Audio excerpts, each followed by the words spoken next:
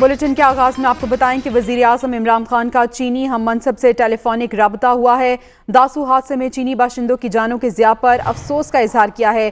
وزیراعظم نے چینی ہم منصب کو معاملے کی جامع تحقیقات کی یقین دہانی بھی کرائی ہے اور کہا ہے کہ دشمن قوتوں کو برادرانہ تعلقات کو نقصان پہنچانے کی ہرگز اجازت نہیں دیں گے۔ جی ہاں، آپ کو بتائیں داسو میں یہ واقعہ پیش آیا تھا جہاں بس کھائی میں گرنے سے 9 چینی اور 3 پاکستانی ہلاک ہوئے تھے۔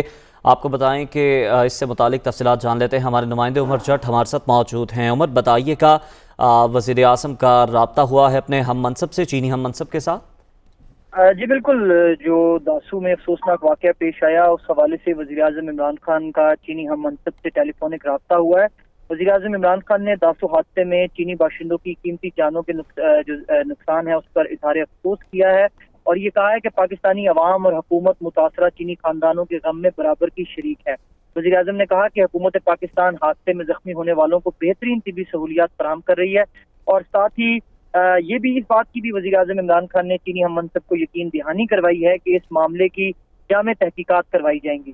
وزیر اعظم عمران خان نے ایک بار پھر یقین دہانی کروائی ہے چینی ہم منصب کو کہ پاکستان میں موجود تمام چینی باشندے جو مختلف جگہوں پر کام کر رہے ہیں، کنسٹرکشن کے منصوبوں پر تعینات ہیں اور اپنی ڈیوٹیز دے رہے ہیں، ان کی جو سیکیورٹی ہے وہ حکومت پاکستان کی اولین ترجیح ہے۔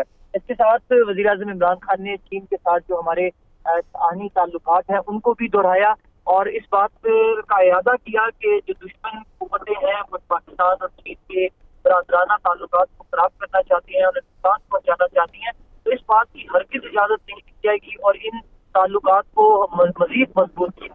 جی بہت شکریہ آپ کا عمر۔